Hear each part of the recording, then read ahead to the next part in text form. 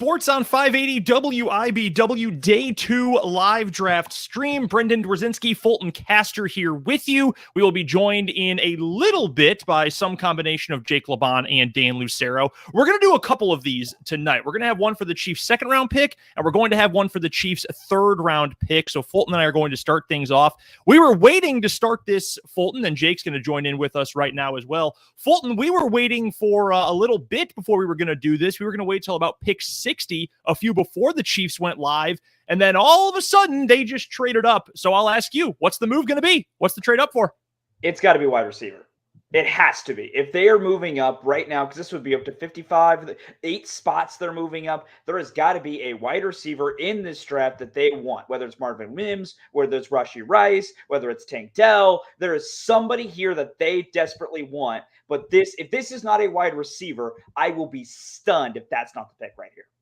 Jake, same question to you. What's the move here?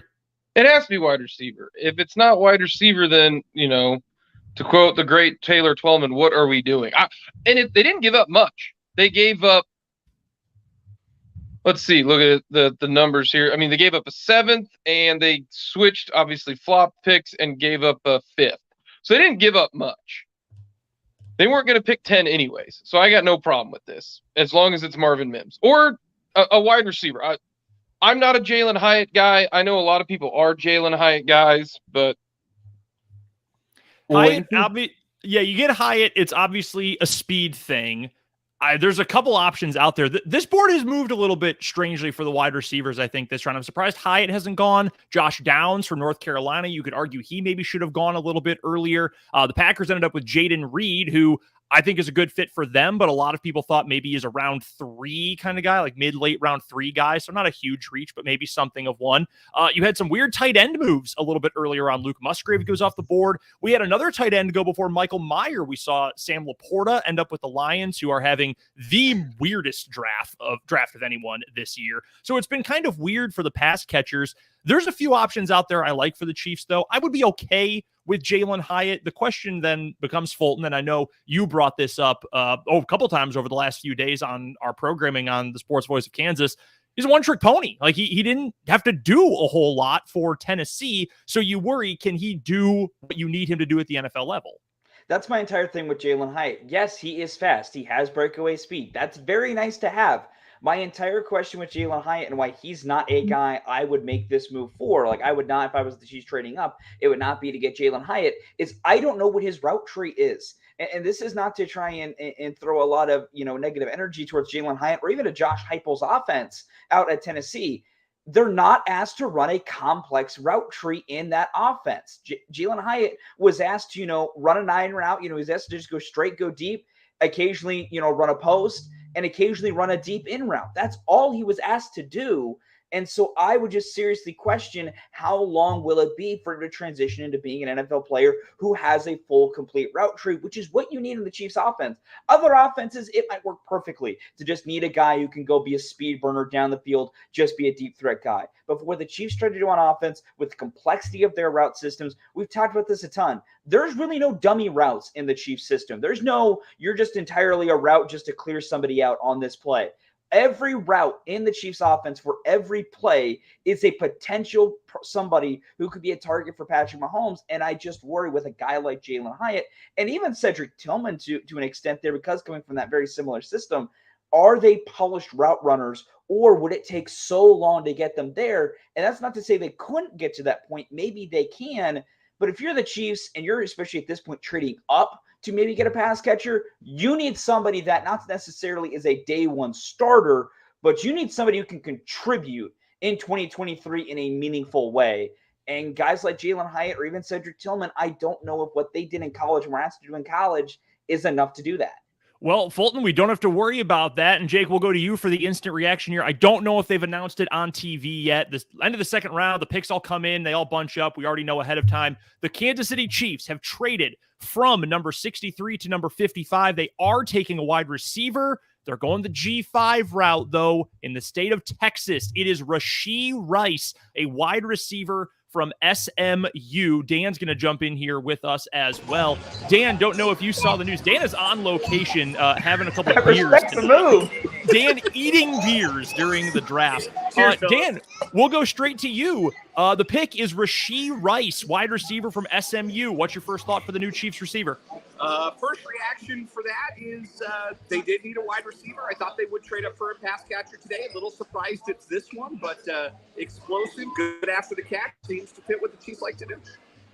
Jake, we'll go back to you then. I teased that we were going to get your reaction, so your thoughts on the SMU Mustang. He's one that I would have taken after Marvin Mims. Marvin Mims is kind of my draft crush in this situation, but Rice would have been right after that.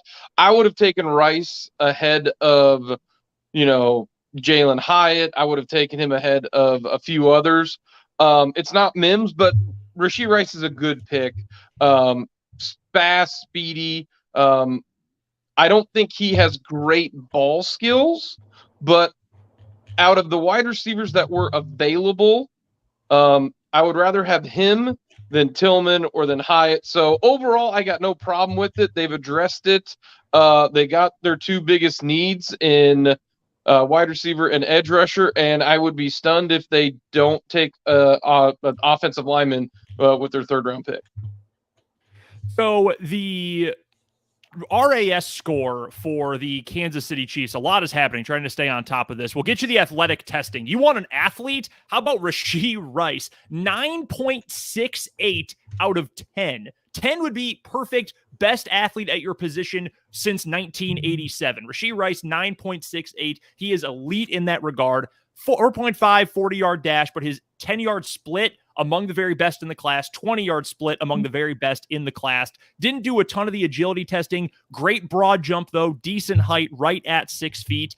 I like this. This feels like a very Chiefsy pick. I can tell you that a lot of Packers Twitter thought this was a very Packersy pick because he's a crazy athlete. Production at the college level was so-so. You're betting on the upside here.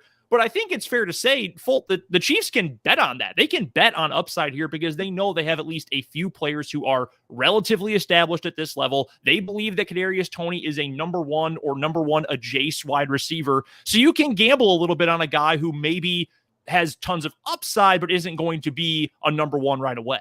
You really can with Rashee Rice. That's the entire thing, is you're getting a guy who's a top tier athlete. The speed is not really a question mark, but it's not elite speed. And the biggest question for me will be the drops. He had 9 drops last season in his final year in college. He's been prone to that at times. That would be my number one question. How do the hands translate going to the NFL? But freak athlete, has shown, at least was asked to do a lot of complete things in terms of different parts of the route tree and different things like that. And more importantly, you said it, Brendan, he's not going to be asked to, all of a sudden have to slot in and be a 90% snap guy on the offense day one. He's going to be asked and able to do some more limited things, be a little bit more patient. He's probably going to, and look at what Sky Moore had to do in his first year for the Kansas City Chiefs. I think that kind of very slow progression is what Rashee Rice can do, because the Chiefs have shown they don't need Rashee Rice to be a day one contributor. They need Rashee Rice to be somebody who can get a little bit better in year one and then be a contributor on the bigger stage in year two. We've talked about it. The Chiefs only have so many rolling wide receiver contracts and so many guys. And so this is another pick that, while this year Rashee Rice might only do just a little bit, it is a great pick for them down the line as well, which is what you need to do when you're a team like the Chiefs. Dan, off to you next. We've got the official results from this trade, what the Chiefs had to give up. So the Chiefs got pick 55 and pick 194. So that's a 6th rounder. They gave up pick 63. So they moved up 8 spots. 122. So that's one of their 4th rounders. And then one of the 7ths, 249. I mean, if you think Rashee Rice is your dude, that feels like that's a pretty fair trade to me. Yeah, I think you're right. I think that if the Chiefs are going to move up today, that one of those 4th round picks is always going to be part of it. Maybe a nice little bonus. They move up a little bit in the 6th as well. But yeah, clearly Rashee Rice fits the mold of what it is. that they evaluate what it is they're looking for. Not huge, but somebody who is going to be able to get separation with that 10-second, that 20-second speed. He's going to be really fast off the line. He's going to be able to separate. He's going to be able to be impactful in some of the pop pass and jet motion stuff that the Chiefs love to run with their quicker wide receivers. I think he's a fit. I think he's a better fit for the role Sky Moore played last year as a rookie than Sky Moore was, if that makes sense.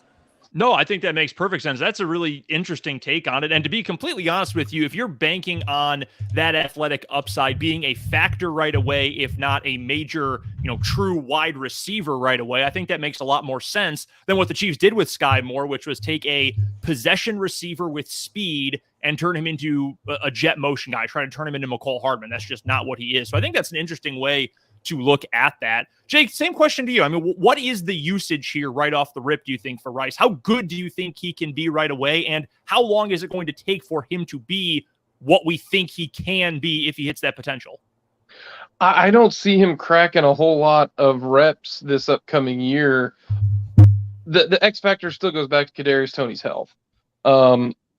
He's kind of like a Richie James, to be honest with you. The Chiefs now have a type at wide receiver, and they don't have the big-bodied wide receiver, right? That just they don't have that. If you look at all of them, Tony, Sky Moore, Richie James, Justin Watson's their biggest guy, and MBS. We know what MBS is. He's not he's a sprinter. But I look at this one as this is kind of the Chiefs in the future where they're trusting Patrick Mahomes' accuracy, and all of these guys can run. And all of these guys are very quick twitch, good pro agilities, good 3-cone, as you pointed out in the RAS score. That means when Patrick Mahomes is moving around, they're going to move around as well. He's going to find him. So I think this is more of this is a guy that we feel like can get separation and can run a slant, can run a crossing route, that type of thing. And you don't have to pigeonhole any one of them. That makes me wonder if MVS will be here next year in 2024, because otherwise all these guys are the same. Like, look at Sky Moore, look at Kadarius Toney, look at Richie James. I know he's on a 1-year deal, but like if you look at it, they're all kind of very, very similar. 6-foot wide receivers who are fast, but also physical a little bit. You point out his height. I mean, he's only 6 foot, but he's 207. I mean, that's stocky. Same thing with Sky Moore. So I don't see him getting a ton of production unless some injuries occur. I think this is a future pick. But they must really like his route running if that's the case. And it's hard to tell how someone like a Rashee Rice is going to fit in with the Chiefs, because it's Patrick Mahomes, it's Andy Reid. SMU doesn't have that. You know what I kind of like in this pick too? L'Jarius Sneed. Like, nobody thought L'Jarius Sneed was going to be this good as I want to say a lockdown corner, but a guy who can do a lot of different things. He played safety.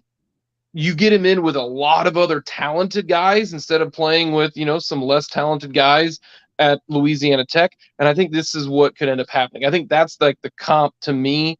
What Rashee Rice could be in the future is kind of what L'Jarius needed when you get around a lot of talent, when you get around that dude in Patrick Mahomes. So they needed it. I think it's a good pick. It doesn't wow me. It's a lot like the Ndika Uzama pick. It doesn't wow you, but I think it's a good pick. Very solid, very steady, I think, in that same kind of regard. One final thought I wanted to get to on Rice, because we wanted to get to a couple other draft things here real quick.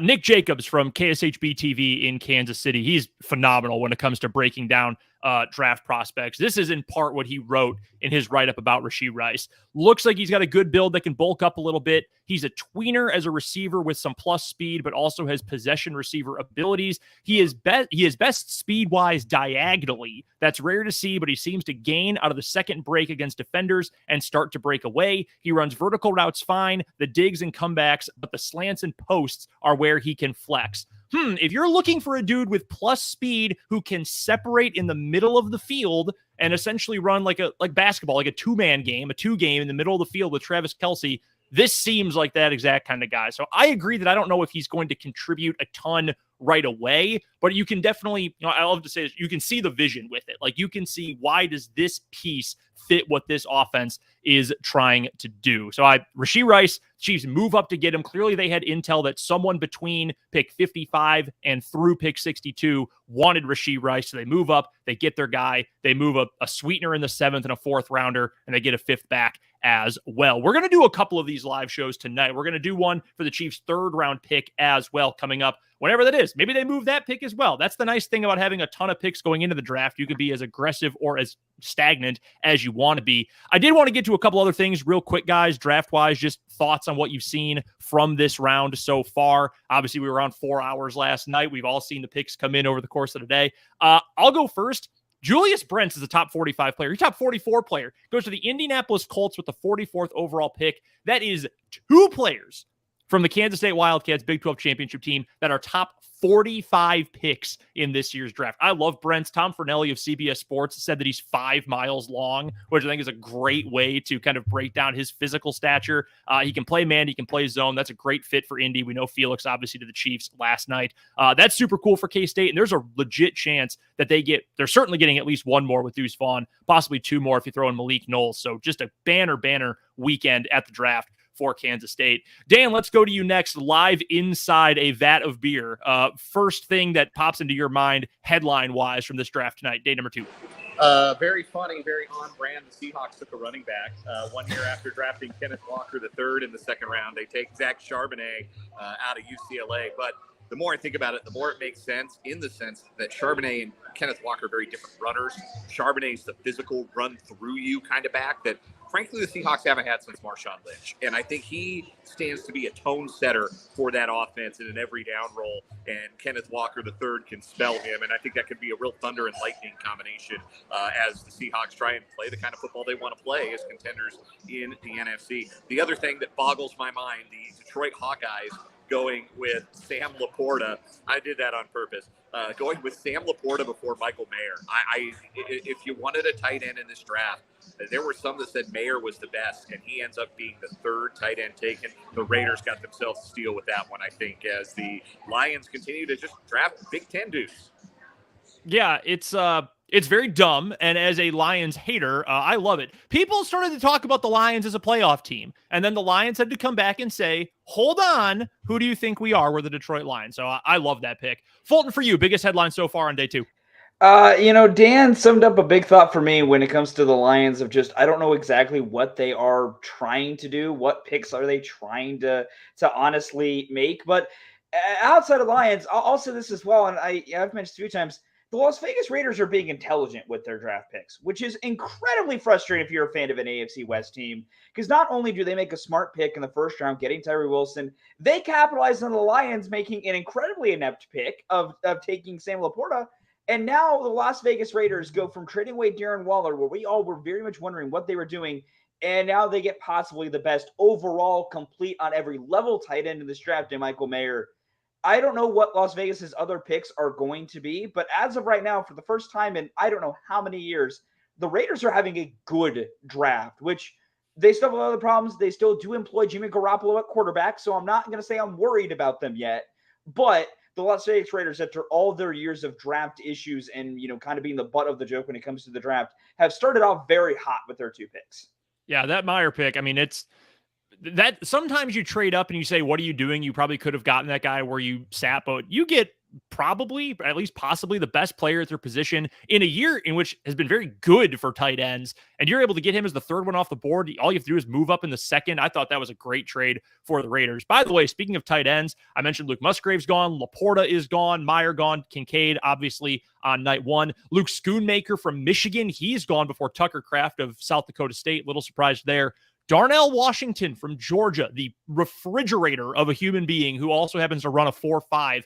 Not off the board yet. Medicals might have been a little bit of a concern. That seems to be the Twitter rumor du jour at the very least. Jake, lastly to you, biggest headline for you so far outside of Rashee Rice now being the newest member of your favorite team?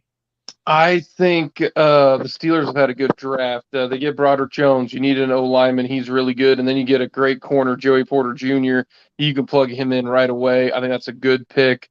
I think the Titans going with Will Levis. So they trade in one version of Ryan Tannehill and get another. So that's not very smart.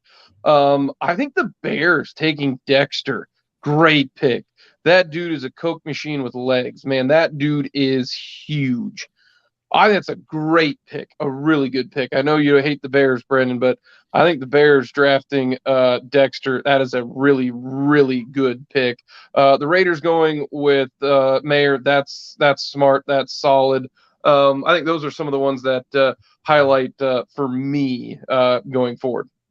Yeah, Will Jeans finally going off the board. Very funny. Tennessee, I don't hate it for Tennessee because you essentially run into, you already took a better player, a really good player in the first round yesterday. And now, look, if you traded up and used a second round pick and the guy actually ends up being good, well, you got your future starter. You got your Ryan Tannehill replacement. And if not, okay, you take a third swing at it next year after failing 2 years in a row. But hey, that happens sometimes. You got to keep trying to get the quarterback until you do. And, you know, what do you always say? You want more bites at the apple, you want more lottery tickets, whatever, better chances to win. Essentially, that's what Tennessee is doing with Will Jeans going in the second round. Again, we will be back on the air live coming up near the end of round 3. So a little bit later on tonight, some amalgamation of the crew will be there. We'll recap more from round 2, early part of round 3, and then we'll go live for the Chiefs pick and reaction as well at the end of the third round. At least they're scheduled to go at the end of the third round right now. Appreciate the entire crew jumping in with us. Dan on location, Jake at home in what appears to be playroom. Is that?